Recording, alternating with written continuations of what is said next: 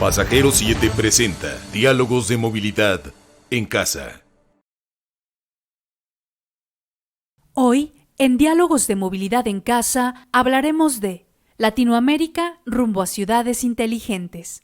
Nos acompañan Manuel Redondo, presidente de FIRA Barcelona, México; Rafael Kotasek, director general del Instituto de Movilidad y Desarrollo Urbano Territorial de Yucatán. También nos acompaña Tulio Vázquez, vicepresidente de la Unión Interamericana para la Vivienda. Comenzamos. Un miércoles más de Diálogos de Movilidad en Casa, como siempre.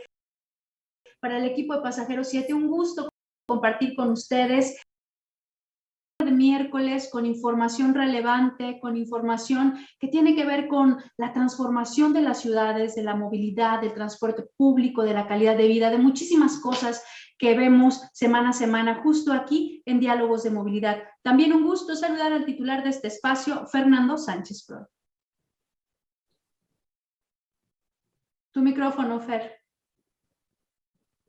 ¿Qué tal, Cris? ¿Qué tal a toda la gente que nos acompaña cada semana en Diálogos de Movilidad en Casa? Para nosotros sabe que apreciamos mucho su compañía y que nos deje entrar hasta su casa y trabajo para seguir platicando de los temas más relevantes del transporte y la movilidad. Y antes de empezar con el tema que hoy tendremos en nuestro programa, déjenme invitarlo a que visiten nuestro sitio web www.pasajero7.com. Ahí pueden encontrar reportajes especiales, artículos de interés y sobre todo las plumas de más reconocidas expertos en transporte y movilidad que escriben en exclusiva para Pasajero 7.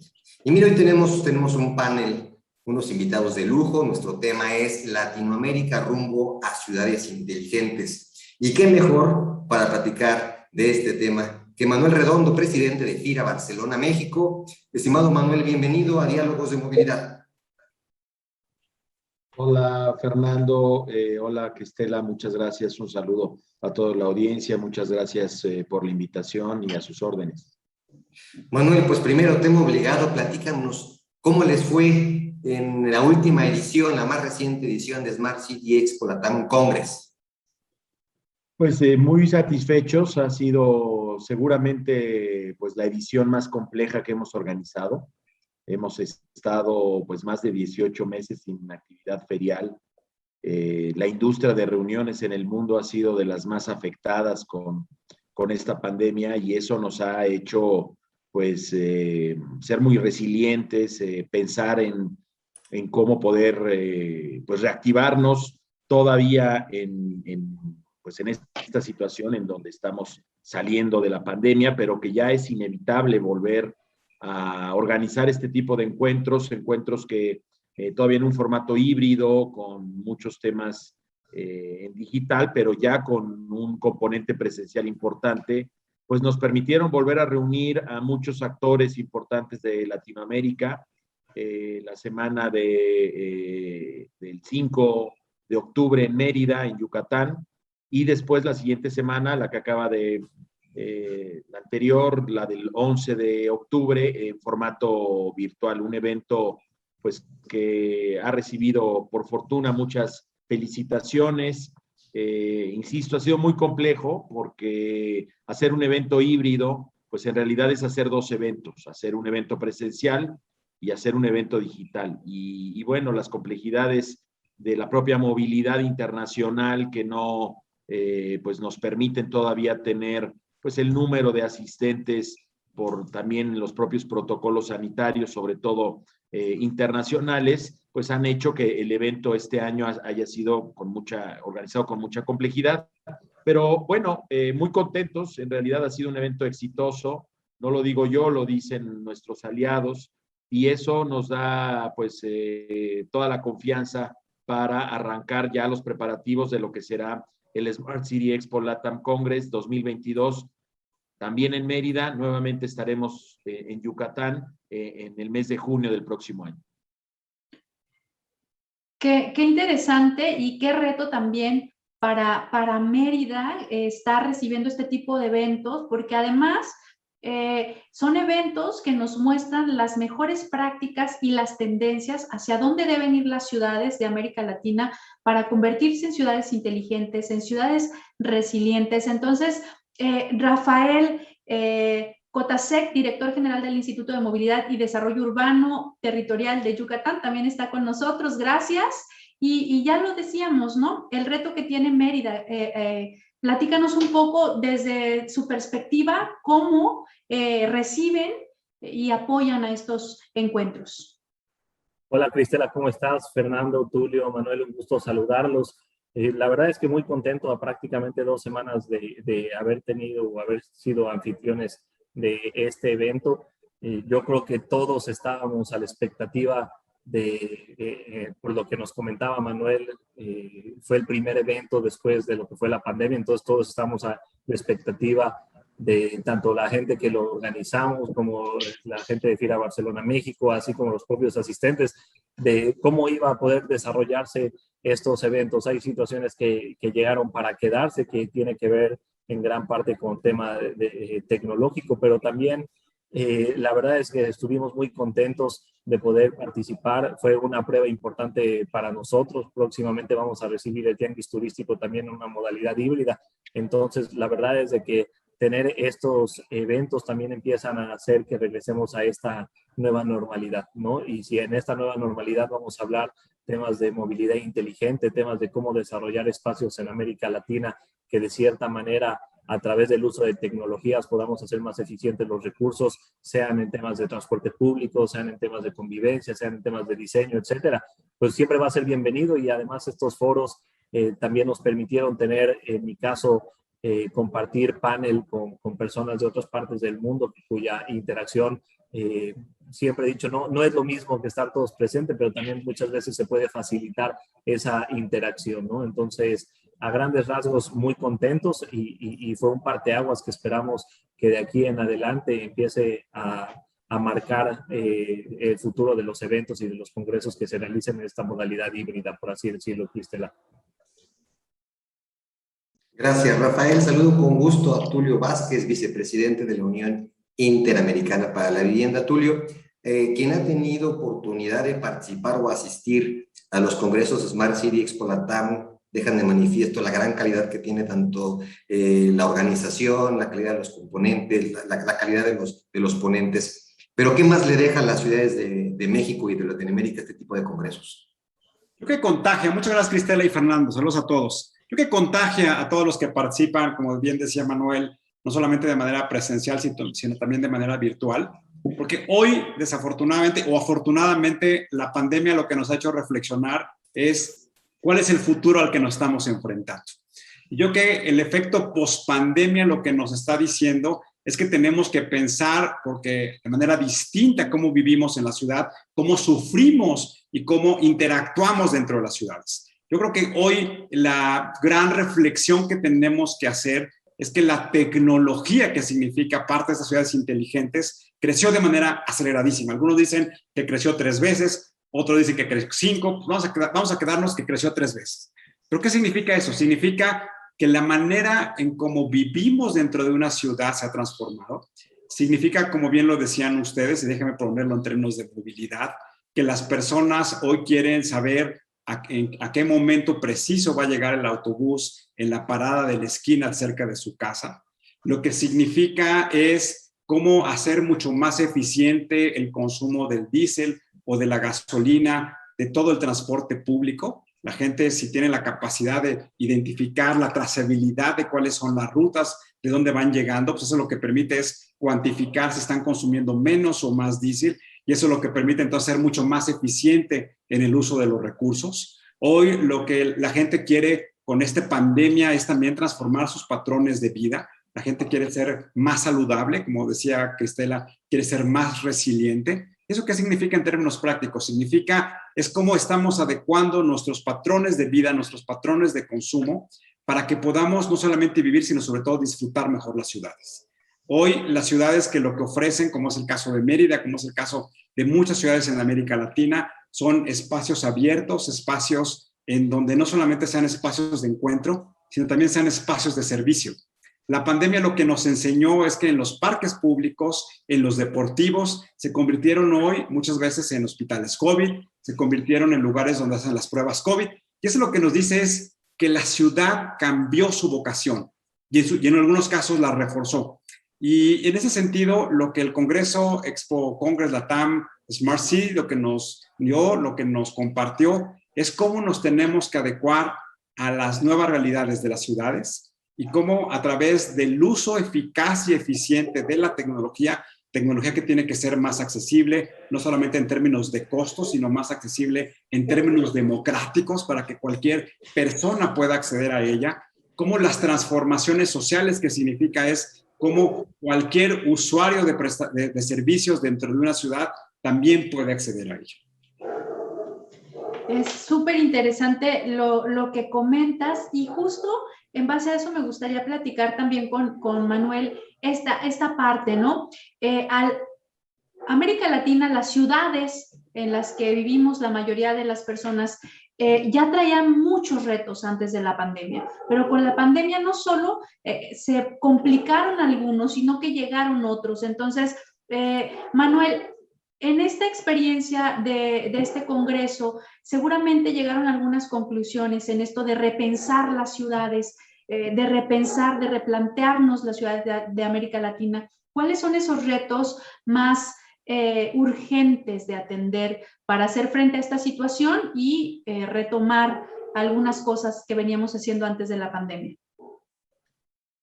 Pues yo te diría, hacia bote pronto y más allá de las conclusiones, digamos, oficiales del evento y que publicamos en la memoria del mismo, yo te diría tres cosas. Uno, me parece que ahora, después de lo que hemos vivido, pues está claro que sin las nuevas tecnologías, sin particularmente los temas digitales, pues no podemos gestionar las ciudades y los territorios. Yo creo que particularmente en América Latina, que digamos este movimiento de transformación urbana también desde la tecnología y la innovación estaba teniendo pues algunos obstáculos pues más importantes, más grandes, más difíciles de cruzar que en otros continentes. Ahora está claro que después de la pandemia, pues es imposible gestionar entornos, ciudades, territorios sin estas tecnologías. Ese es un tema. Y el segundo tema me parece que es la falta de, digamos, presupuestos para poder implementar los proyectos. Yo creo que ese es un gran reto que los gobiernos locales, sobre todo, no nada más en México, sino también en América Latina, se están enfrentando. La propia digamos, en otros entornos, particularmente en Europa, los gobiernos locales después de la pandemia van a tener más presupuesto de lo que tenían antes. Acá en México, e insisto, también en muchas partes de América Latina, los gobiernos locales tendrán menos presupuesto de lo que ya tenían, que no era suficiente previo a la pandemia. Entonces, eso pone, me parece, en el ojo de la atención para los próximos años, cómo buscar nuevos modelos de financiación, cómo poder llevar a cabo estos proyectos a partir de tener presupuestos suficientes para los gobiernos locales sobre todo. Y el tercer tema, y aquí tenemos a dos de los principales especialistas en ellos, me parece que los temas de movilidad y de vivienda pues se convierten hoy más que nunca en la prioridad de las ciudades latinoamericanas, ¿no? Los temas de cómo pues, hacer unas ciudades más vivibles desde las propias estrategias de movilidad y de transporte, y también en el mismo sentido poder tener mejores viviendas, mejores lugares en donde vivir, y en ese sentido, insisto, en este panel tenemos a dos grandes expertos en esas materias. En este contexto de la pandemia, además del reto de tener presupuestos que permitan hacer los cambios necesarios, también existe el reto del marco jurídico y de la generación de políticas públicas adecuadas para orientar a una ciudad hacia el Smart City. En ese sentido, ¿qué tan complicado es que se alineen, digamos, las condiciones para poder tener presupuesto y que sean aplicados de una manera adecuada? Sí, efectivamente, el marco jurídico, la normatividad, pues termina siendo también uno de los principales factores para que todos estos cambios se puedan mantener en el tiempo. Lo que nos pasa muchas veces en este tipo pues de iniciativas en América Latina es que al no estar correctamente legislados estos cambios o no incentivar a estas nuevas tecnologías, a estas nuevas estrategias, pues terminan siendo muchas veces insuficientes o cambia un gobierno y regresamos a lo anterior. Entonces, efectivamente, digamos que lo que necesitamos es una serie pues, de factores multidisciplinarios para poder lograr auténticamente una transformación urbana integral, transversal, digamos, holística de las ciudades. Y por supuesto, pues el tema tanto presupuestal como de la propia normatividad y legislación en estos cambios es fundamental para poder avanzar más en América Latina en estos temas. Tulio, el micrófono. Perdón, hay una paradoja en ese sentido, como dice Manuel. O sea, hoy hay muchísimo dinero en el mundo. O sea, estamos en la etapa de la humanidad donde más liquidez hay. Y luego decimos, oye, y los gobiernos locales no tienen el acceso a ese financiamiento para poder dotar de soluciones a los problemas que están viviendo las personas que habitan en las ciudades. Yo creo que ahí entonces lo que pudimos observar en este congreso que organizó FIRA Barcelona, México, es la oportunidad de acceder a nuevas fuentes de financiamiento. Hoy en el mundo el tema de la sostenibilidad ambiental y social es lo que está detonando y lo que está orientando cómo tienen que llegar las inversiones, y claramente Rafael no nos dejará mentir. Hoy lo que estamos viendo es que todos los grandes fondos de inversión, hay uno muy famoso, BlackRock, donde declaró que el 80% de todos los recursos que van a destinar en materia de inversión tiene que tener un componente verde o un componente de alto impacto social. Y creo que es ahí donde está la gran oportunidad para que los gobiernos locales, para que las ciudades, para que las grandes zonas metropolitanas puedan acceder a esas fuentes de financiamiento. ¿Cómo acceder?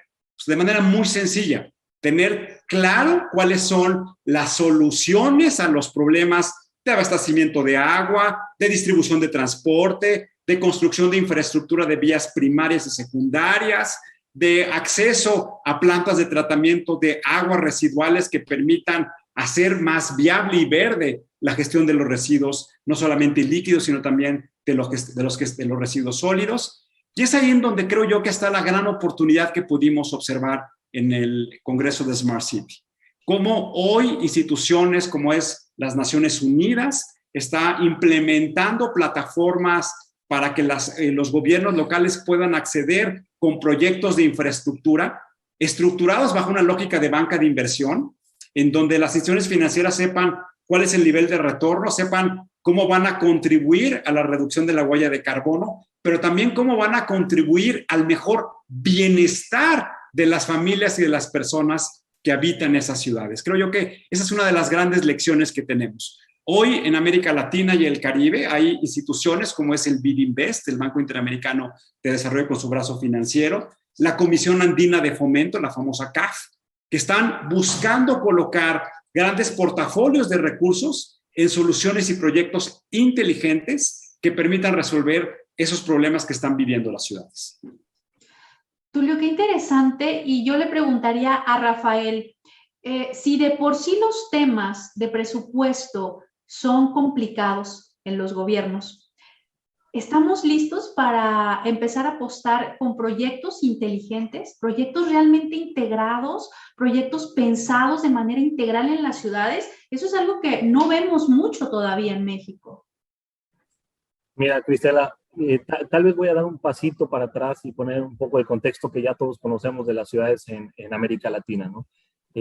Prácticamente la estructura tanto política como las municipalidades, los estados, la federación, esa interacción que se puede dar entre los distintos órdenes y niveles de gobierno en ciudades de América Latina, siempre tiene una complejidad en cuanto a organización, en cuanto a determinación de cuáles son las responsabilidades de cada ciudad, Y también, y siendo muy honestos, también gran parte de las ciudades de América Latina presentan problemas que se tienen que resolver en el corto plazo. No es el caso de Mérida, pero viene desde el tema de seguridad, ¿no? Vienen temas de servicios públicos, vienen temas que son muy sensibles para la gente, que generalmente se responde a través de la reacción y no a través de la planeación de una ciudad. Y cuando nosotros hablábamos del tema de cómo transitar hacia estas ciudades inteligentes y si estamos preparados, pues lo primero es ver esta visión cortoplacista que casi siempre existe en la mayoría de las ciudades, en donde tenemos que ir en el día a día solucionando todos los problemas y es muy difícil que podamos hacer una planeación para transitar hacia una política integral. Hablaba hace rato Manuel y Tulio de dos cosas que se me hacen muy interesantes, la parte normativa y la parte financiera. A nivel al que va el tema tecnológico, lo normativo va quedando en un desfase impresionante, en donde al día de hoy no tenemos las herramientas normativas que nos permitan tener el sustento de la tecnología y empezamos a caer en huecos legales. Las fintech, por ejemplo, es un caso bastante representativo. Y en el tema de los fondos en los que existen, es una realidad, o al menos lo puedo decir desde nuestra experiencia en el tema de transporte público, que cuando buscamos energías limpias, empezamos a tener problemas en América Latina, como por ejemplo, oye, ¿tienes el abastecimiento para energía eléctrica? Híjole, probablemente no lo tenga. ¿Tienes la infraestructura para poder tener camiones eléctricos? Probablemente no lo tenga. ¿Tienes la capacidad financiera para acceder a autobuses híbridos que sean amigables con el medio ambiente? Me sale un 70% más caro de lo de un camión normal. Entonces, ese trade-off entre poder internalizar los costos, en este caso, por ejemplo, ambientales, con los costos sociales inmediatos que representa una ciudad, si no se tiene una visión de largo plazo como gobierno, es muy difícil que podamos balancear estos elementos y casi siempre vamos a terminar tomando decisiones cortoplacistas. Y entonces yo prefiero tener unidades tal vez, por decir un monto de 2 millones de pesos que van a contaminar, que probablemente van a generar ruido, que probablemente van a tener una serie de externalidades, pero que en el corto plazo me resuelven un problema y que puedo tener tal vez el 2-1 de unidades que sean amigables con el medio ambiente porque precisamente no puedo lograr esa integración de los proyectos con los que hablaba Tulio para acceder a algunos organismos internacionales o fuentes de financiamiento internacional. Entonces, partiendo de ese punto, Cristela, yo creo que América Latina tiene esta particularidad en cuanto a lo que nos rodea, tanto en el tema político como en el tema de las características y retos que tienen las ciudades. En ese sentido, Manuel, ¿cómo blindar las buenas políticas públicas y los buenos ejercicios, las buenas prácticas que van orientando una sociedad hacia la Smart City y hacia la sustentabilidad, cuando al final del camino las administraciones normalmente duran 3 años a nivel municipal? ¿Cómo se pueden blindar para que sean transgeneracionales, digamos, ese sentido?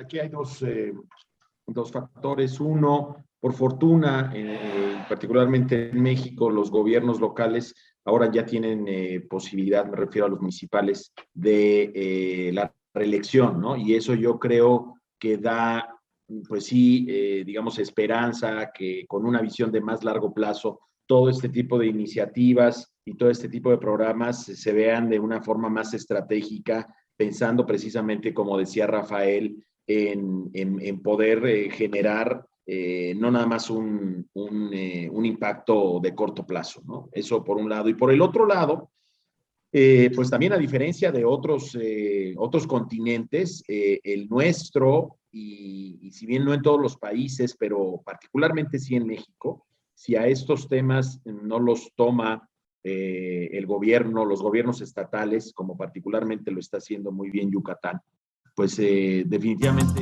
no se puede avanzar. Yo creo que la posibilidad de transformación en muchos temas urbanos, particularmente los temas de movilidad y de transporte, dependen de las capacidades tanto técnicas como de gestión, como financieras, pero sobre todo de visión y de voluntad política de los gobiernos estatales.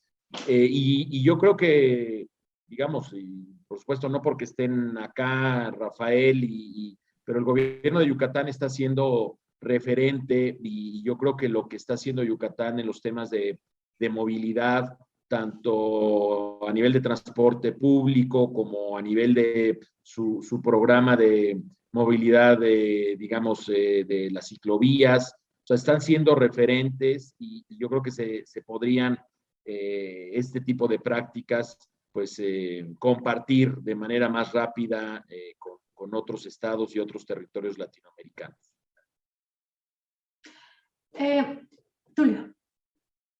Creo que ahí también el reto es que no solamente es el gobierno, no solamente es el sector público quien tiene que invertir en las ciudades, sino que es la combinación del sector público, el sector privado y el sector social.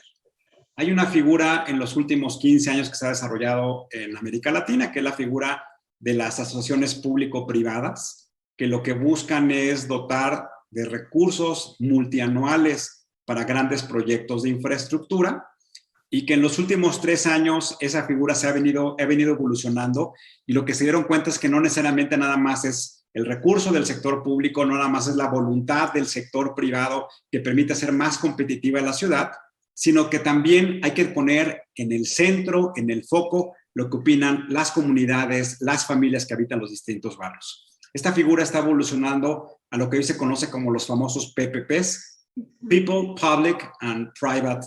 Y eso lo que significa es también el sector social debe estar en el centro de esta toma de decisiones. Creo que, como bien lo decía Manuel, Yucatán es un ejemplo de cómo lo está haciendo. En el foro tuvimos oportunidad de ver, por ejemplo, la automatización de los semáforos que ha vivido la ciudad de Mérida, que para mí es un gran avance, porque acuérdense, muchos vamos en el vehículo y sabemos que, hijo, tardas mucho en que se ponga el rojo y llegas al siguiente semáforo y otra vez volvió a poner el rojo. Eso que parece muy tonto en términos de eficiencia de costos, no solamente de cómo fluye más rápido el transporte, sino también cómo el estado de bienestar, el estado emocional de las personas que conducen sus vehículos es muy importante. ¿Y eso cómo se hace?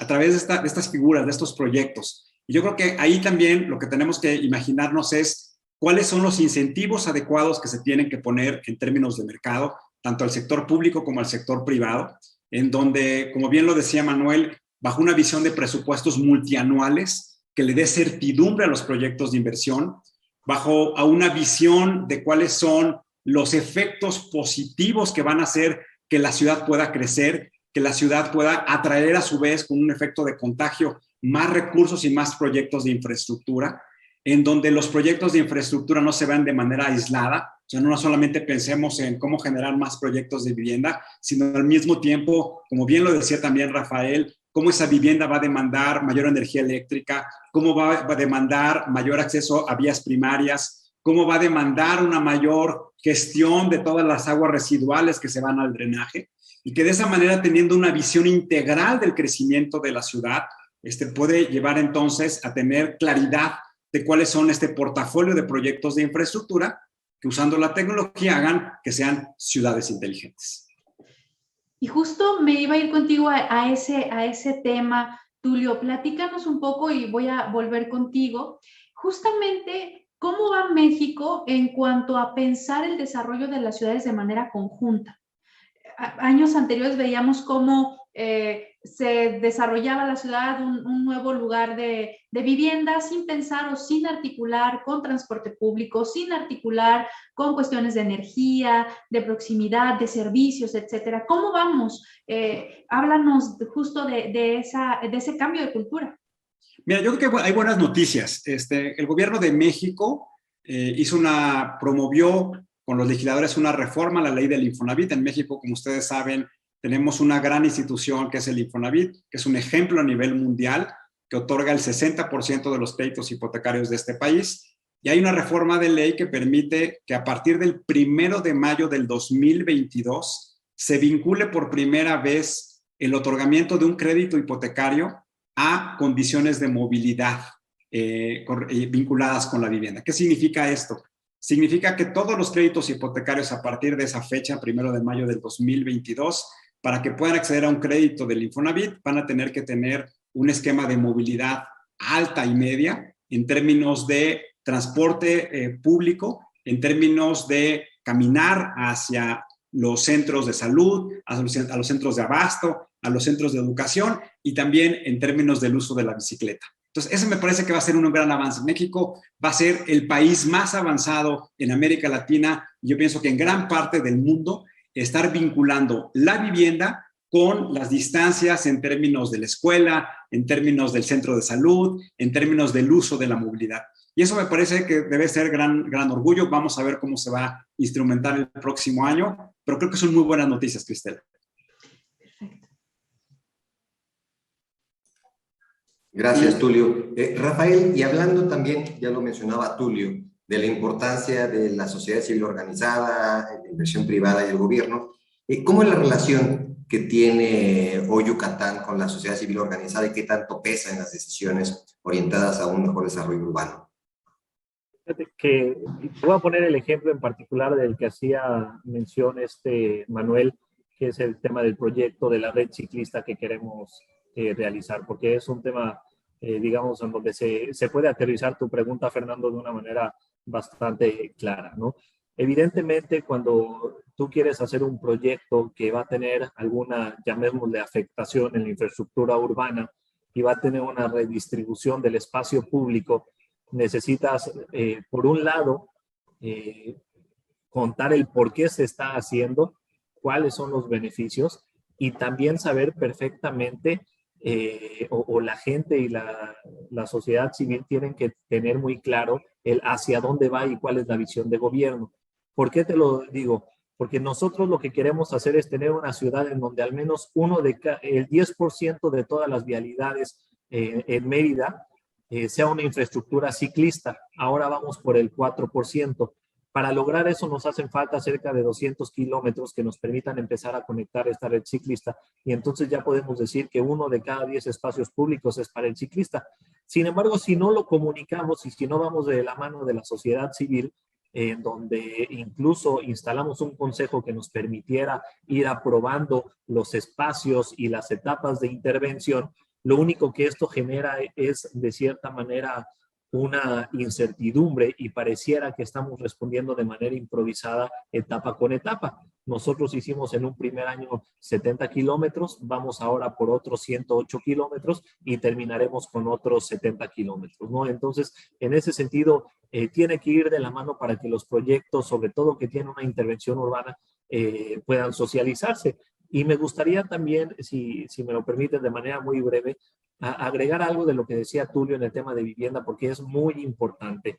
Nosotros en Yucatán juntamos toda la parte de transporte, movilidad y desarrollo urbano. Esto generalmente no se hace, casi siempre hay una Secretaría de Desarrollo Urbano, una Secretaría de Movilidad, un Instituto de Transporte, pero lo que nosotros o la visión del gobernador es, tú no puedes generar una ciudad en donde puedas tener una movilidad urbana autosuficiente, sustentable, inteligente y un sistema de transporte público si no va acorde con el desarrollo urbano de tu ciudad.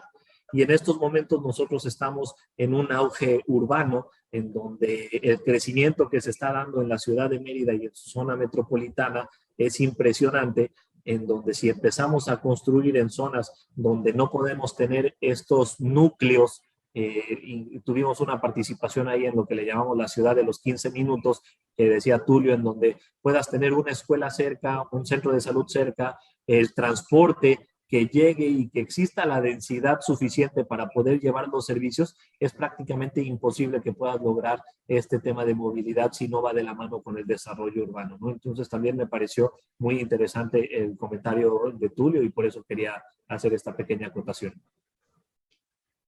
Pues queda como muy claro la importancia de la relación, de repensar muchas cosas como parte del logo de justo de este encuentro, ¿no? Repensar las ciudades. Y a mí me gustaría que nos enfocáramos un poquito por el perfil también que tenemos y la gente que nos está siguiendo, de quienes, por cierto, esperamos sus comentarios. Déjennos saber qué es para ustedes una ciudad inteligente. Coméntenos, nosotros lo estaremos leyendo un poquito más adelante. Platicar un poco de la importancia, y esto me gustaría comenzar con el señor Manuel, la importancia que tiene el transporte público para lograr una movilidad, para lograr una ciudad inteligente. ¿Y cómo vamos? Bueno, yo pienso que el transporte público en América Latina, y por supuesto que estoy generalizando, pero digamos es prácticamente en todos los países y en todas las ciudades, pues es de los servicios urbanos que más alejados están de otras regiones del mundo, ¿no? En otros ámbitos de gestión urbana, tal vez el gap o el diferencial entre una gestión inteligente y lo que está pasando en nuestras ciudades no es tanto. Por supuesto que don Rafael particularmente nos podrá decir con más detalle los retos a los que se está enfrentando particularmente Yucatán en esta transformación, pero lo importante de acá, y a mí me parece, digamos que es lo que tenemos que centrarnos en los próximos años, es que al tener una oportunidad tan grande de mejora en el transporte público y en la movilidad de las ciudades latinoamericanas, el poder avanzar en ello nos puede permitir catalizar otra serie de acciones y de mejoras de transformación urbana que vayan apegadas y que vayan alineadas a estas estrategias de movilidad. Un poco lo mismo que decía Rafael, digamos, la oportunidad que tenemos de aprovechar el transporte público, su transformación, su mejora, su modernización, para poder al mismo tiempo y de manera, digamos, con una visión transversal, poder impulsar otras transformaciones urbanas en otros ámbitos que están, pues todas ellas, muy vinculadas a la propia movilidad en las ciudades. Yo creo que si las ciudades latinoamericanas y los gobiernos, con todo esto que empieza a pasar y que hay buenas noticias y que se comienzan a ver realmente proyectos en América Latina de transformación y de modernización de la movilidad, se enganchan otro tipo de mejoras en las ciudades, yo creo que vamos a avanzar muy rápido porque ya no podemos tampoco seguir avanzando de manera tan verticalizada, ¿no? O en silos en las ciudades, lo tenemos que hacer de manera mucho más transversal, pero sí, digamos, con anclas de transformación, y me parece que el tema de movilidad pues es importantísimo que así sea en las ciudades latinoamericanas. Rafael, aprovechando el comentario, platícanos por favor cuáles son los retos que se tienen de transporte en Yucatán, porque sabemos que también se han conseguido logros importantes, incluso es un estado donde en su ciudad ya se utiliza el Big Data de información que sale a través del transporte público y otras experiencias que no se ven en México, pero aún así aún falta camino por recorrer. Y mira, definitivamente es un proceso que estamos empezando, por así decirlo. Nosotros hemos entendido que este proyecto de transporte público tiene que ser integral, y cuando es integral me refiero a uno tiene que ir acompañado de infraestructura. Tú no puedes meter, por ejemplo, un autobús como el que estamos metiendo, que sea accesible para las personas con discapacidad en una ciudad que tenga baches, que tenga topes mal planeados, que tenga glorietas mal diseñadas, que no haya espacio para el peatón en una glorieta, en una calle, por ejemplo. Dos, el tema de tecnología que mencionaba Tulio, en el cual a través de semáforos inteligentes puedas priorizar al transporte público, que disminuya el tiempo de las personas que estén en este transporte. Tres, yo siempre he dicho que hay 1000 definiciones de movilidad, pero para mí la más sencilla siempre va a ser lo mejor, y para mí la movilidad es la libertad para moverte, ¿no? Y libertad para moverte desde cualquier perspectiva, sin restricción alguna, ya sea porque tengas alguna discapacidad o ya sea porque no tengas la posibilidad económica, etcétera.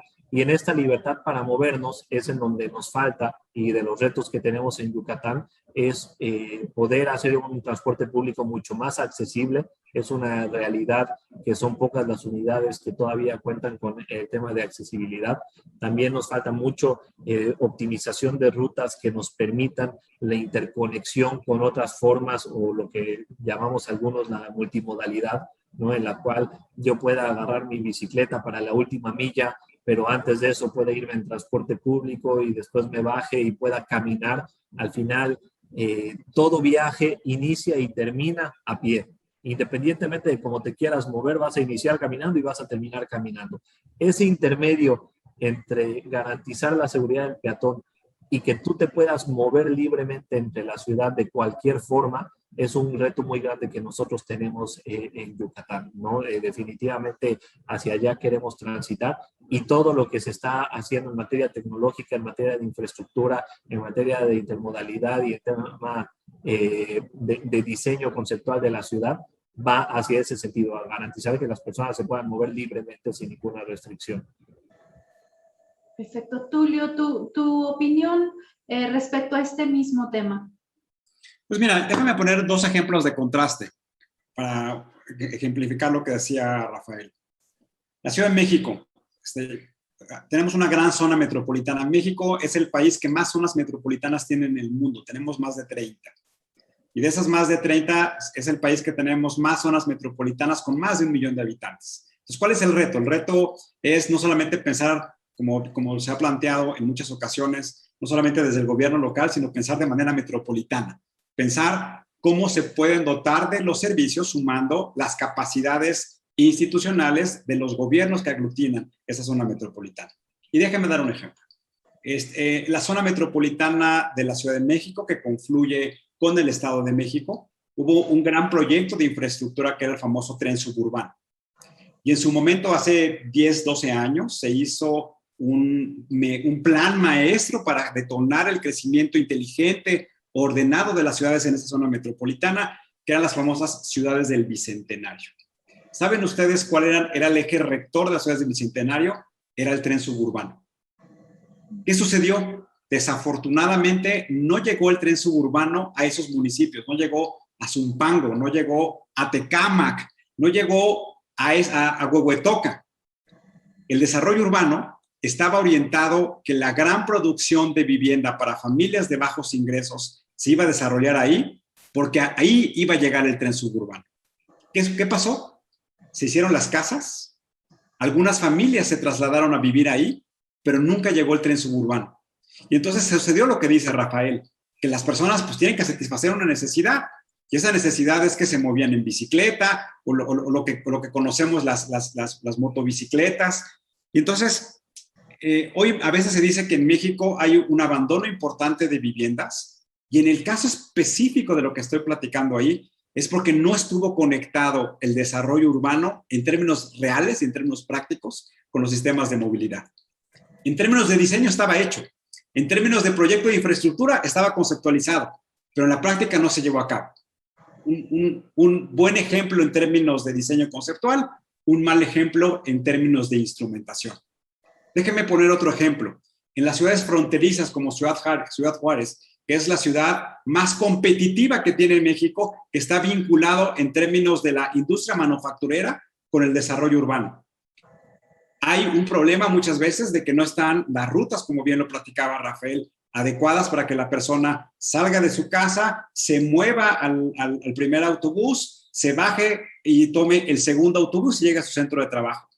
La industria maquiladora, la industria manufacturera, está proveyendo de transporte privado entre las fábricas, entre los centros de manufactura, a las principales colonias populares para que las personas puedan ser mucho más eficientes en su trabajo.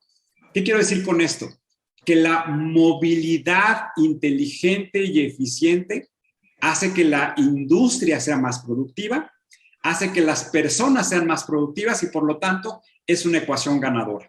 Creo que ahí entonces el tema de la movilidad vinculada, como lo decía tanto Manuel como Rafael, con el desarrollo urbano, es como dicen los gringos, es un quick hit, que lo que permite es no solamente que las familias sean más felices, que creo que ese es el objetivo que todos tenemos en nuestras empresas, que todo mundo sea feliz, sino que también la economía, el crecimiento de la actividad económica, la articulación de todos los eslabones de la cadena productiva permita que sea mucho más eficiente. ¿Por qué en Latinoamérica, Manuel, hay tanto contraste en los sistemas de transporte público? Cada país en la región tiene de pronto sistemas modelo que operan en la formalidad, de forma más o menos adecuada, pero también existe un rezago importante, una brecha importante entre la mayoría de los transportistas, y eso afecta a las ciudades, afecta a su organización y su productividad. Mira, bueno, por supuesto, te lo contesto como, digamos, como organizador de un evento de ciudades y no necesariamente como un especialista en temas urbanos y de transporte público, pero a mí me parece que uno de los grandes temas y que se ven muy reflejados en los temas de movilidad y de transporte público en América Latina, ya lo tocábamos por aquí hace un momento, es que no está resuelto la gestión metropolitana, ¿no? Y entonces, al final de cuentas, la movilidad pues termina siendo de territorio, no es de ciudad, ¿no? Como muchos servicios de nuestras urbes, y eso viene a dificultar muchísimo cuando uno ve ciudades, digamos, por supuesto, el ejemplo de la Ciudad de México como una de las grandes urbes latinoamericanas, pero uno ve también ciudades de tamaños gigantescos que pues tienen muchísimos gobiernos que están vinculados a la propia movilidad, al transporte público, a los permisos, a las unidades. Entonces, esto hace pues muy complicado poder, digamos, planificar siquiera la propia modernización, ¿no? Yo creo que ese es uno de los grandes temas y en donde no sucede así, pues hay que aprovecharlo y poderlo mejorar para que pues en función a eso se vaya generando toda una inercia. Y luego yo el otro gran tema que veo en los temas, digamos, también es un tema cultural. Y por supuesto que no es el principal, pero sí es un tema en donde de repente pareciera que este estatus implica no utilizar el estatus latinoamericano, implica no utilizar el transporte público, ¿no? Y eso es uno de los tantos factores que me parece, pues hay que cambiar. ¿Y cómo se cambian? Bueno, pues a partir de conocer los ejemplos que podamos compartir de en dónde se están haciendo bien las cosas, en dónde se está auténticamente cambiando la calidad de vida de la gente, pues modernizando estos transportes, estos modelos de movilidad. Y sí hay casos, insisto, sí hay casos. Como ya decía Tulio, hay buenas noticias, pero tenemos que avanzar más rápido y yo creo que, insisto, tanto en los temas de movilidad como en los temas de vivienda, el ajustarlos, el cambiarlos, el mejorarlos, terminan siendo los catalizadores para el resto de los ámbitos de la gestión urbana y territorial. El tiempo casi se nos agota. Y bueno, los invitaría a leer al concluir el programa algunos comentarios que nos están dejando quienes nos siguen y que están relacionados un poco también a la cultura que nosotros mismos, quienes hablamos de temas de transporte y de movilidad, usamos nosotros o no usamos el autobús, usamos la bicicleta, la usamos para movernos. Y bueno, eso es algo que podremos ir contestando en lo que continúa el programa, pero para cerrar o antes de cerrar me gustaría preguntarles algunos ejemplos de buenas prácticas que ustedes pueden presumir o resaltar de algunas ciudades de América Latina, incluso de México, por supuesto. Podemos comenzar contigo, Tulio. Platicarte dos cosas, y ahorita complementando lo que decía Manuel. Una vez platicando en la casa de Jaime Lerner, que fue gobernador de Paraná, que es donde está Curitiba, en Brasil, cómo había logrado hacer el primer ejemplo en América Latina de lo que llaman el famoso BRT.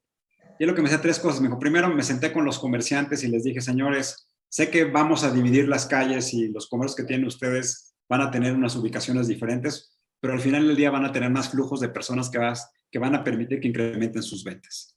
se sentó con los dueños de las líneas privadas de transporte público que se resistían a que hubiera nuevos sistemas y nuevos vehículos. Y lo que le dijo, señores, no nos hagamos tontos. Lo que tenemos, y ya lo decía Rafael, lo que tenemos es que tenemos que interconectar, tenemos que hacerlo intermodal.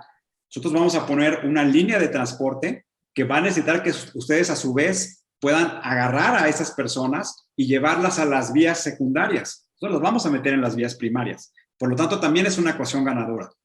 Oye, la gente decía, híjole, vamos a perder plusvalía de nuestras casas porque va a pasar el Metrobús, porque va a pasar este sistema de transporte cerca de nuestras casas.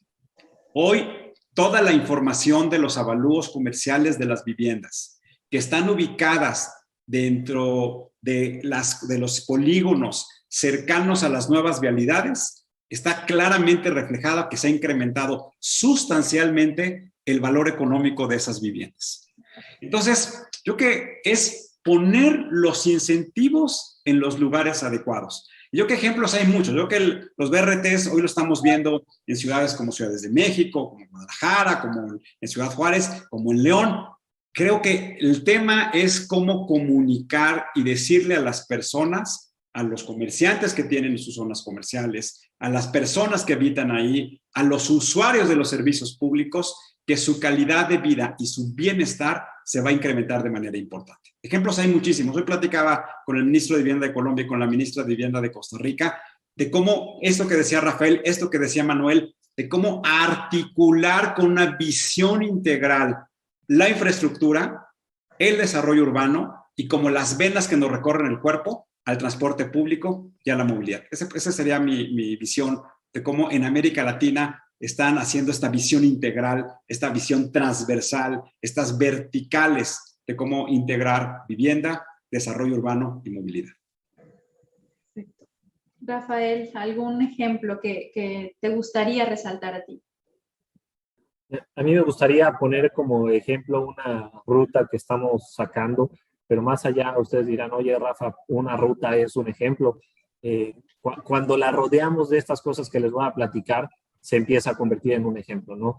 Una ruta en donde antes de echarla a andar se hizo la modificación de 50 kilómetros, en donde se pusieron pasos peatonales, donde se modificaron glorietas, donde identificamos el flujo de gente y cómo se iban a mover las personas y cómo iban a llegar, si llegaban en bicicleta, si llegaban caminando, si llegan a través de otras rutas, para poder lograr este acceso. Dos, la intención de poner el ejemplo en donde prácticamente el 98% de las emisiones de los autobuses es vapor de agua, es muy importante. Tres, que tú te subas a un vehículo en donde puedas subir tu bicicleta, porque todos los vehículos traen racks para que te puedas mover con tu bicicleta y al mismo tiempo puedan permitir el acceso a una persona con discapacidad motriz, pero también que te subas y que incluso el lector del sistema de recaudo traiga el sistema braille para que las personas con alguna debilidad visual, también es un ejemplo, ¿no? Que no se utilice el efectivo es un ejemplo. Que las cámaras que conectan este circuito que antes estaba abandonado al transporte público y era un periférico como una vía de alta velocidad, y estén conectadas para que den prioridad al transporte público y pueda recortar los tiempos entre las distintas localidades, también es un ejemplo. Que las cámaras que están dentro de los autobuses tengan reconocimiento facial y puedan guardar toda la experiencia y se conecten con el C5I por parte del Estado para seguir manteniendo la seguridad y puedan seguir a través de otras 3,400 cámaras en la ciudad, también es otro ejemplo, ¿no? Entonces, cuando podemos integrar todos estos elementos de tecnología, de multimodalidad, en donde podemos respetar el libre acceso de las personas para moverse y donde integramos todos los temas de seguridad y ambientales en un solo proyecto, creo que desafortunadamente no podemos llegar así a todas las rutas a las que quisiéramos, pero si empezamos a construir de esta manera desde una visión integral, estoy seguro que el futuro de las ciudades sería otra completamente. Perfecto. Y bueno, creo que podremos cerrar como resaltar algunas buenas prácticas con usted, señor Manuel. Bueno, particularmente en los temas de movilidad, que entiendo hacia allá va la pregunta, digo, más allá de la innovación que de Curitiba y de otros casos, como dice Tulio, a mí me parece que el caso de Santiago de Chile es muy relevante. Me parece que Santiago, digamos, ha podido en los últimos años conformar un sistema de transporte público, digamos, de lo mejor que podemos ver en Latinoamérica. Y en ese sentido, me parece que también habría que compartir, como decíamos, pues estas experiencias, porque al final de cuentas cada ciudad necesitará su propia estrategia y su propio modelo de movilidad y transporte público, ¿no? Digamos, no significa que lo que haya hecho en este caso, en este ejemplo, Santiago, pues es lo que tienen que hacer todas las ciudades. Más bien es incorporar estos conocimientos, estas prácticas, para que cada ciudad, en función a sus propias características, pues de geográficas, presupuestales, tecnológicas, pues desarrollen su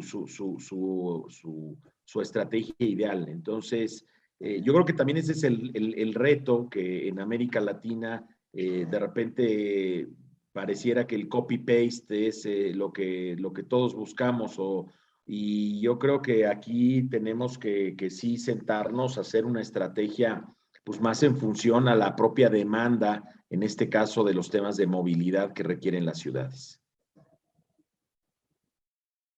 Adelante, Tulio. No, mira, yo creo que ahí, y conectándolo con el evento que nos hace favor de convocarnos, Manuel, que yo lo felicito a él y a toda la organización porque es un gran evento. Yo creo que la gran pregunta es si hay problemas y soluciones comunes en América Latina, y la respuesta es sí. Y yo creo que FIRA Barcelona México, de la cual Manuel es su presidente, nos ha convocado a muchas personas y a muchas organizaciones a integrar una alianza en América Latina que le llama la Alianza Smart Latam, que ese es el propósito que tiene, que sea un espacio de encuentro para mostrar cuáles son las mejores prácticas, pero también que la gente pueda compartir cuáles han sido las experiencias de fracaso, y a partir de los fracasos entender mejor cómo puede resolver con soluciones mucho más inteligentes los problemas que se enfrentan. Y creo que ahí también, en ese sentido, y lo que creo que es muy relevante, es que ante problemas comunes también tenemos que tener la capacidad de flexibilizar y adaptar esas soluciones que han sido muy exitosas en otras ciudades, en otros países de América Latina, pero como bien lo apuntaba Rafael, a las condiciones locales, como bien se apuntaba a la manera en cómo la gente se comporta y se piensa. Déjame ponerles un tema en caso de vivienda. Una casa en Mérida, por ejemplo, es impensable que no tenga al menos los soportes para poner una hamaca.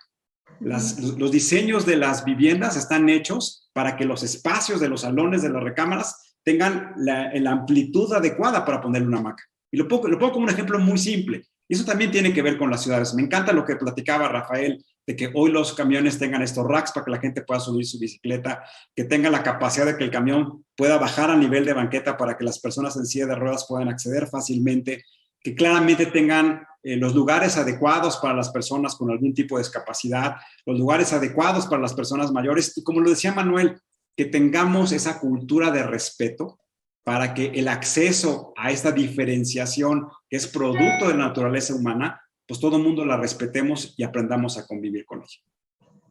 Señores, ha sido un gusto compartir esta hora con ustedes, de verdad que es súper enriquecedor. Gracias, se nos acaba el tiempo. Gracias a todos los que nos siguieron también, a quienes nos dejaron sus comentarios. Y bueno, creo que yo termino diciendo que llegó el momento de repensar, reactivar y reconstruir las ciudades de América Latina. Fernando. El micrófono.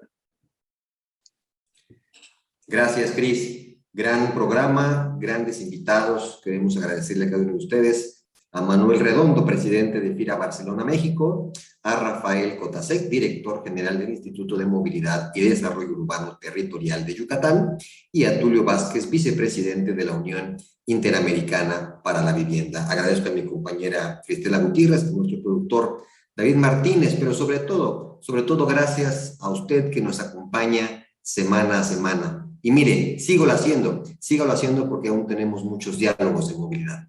Hasta la próxima. Pasajero 7 presentó Diálogos de Movilidad en Casa.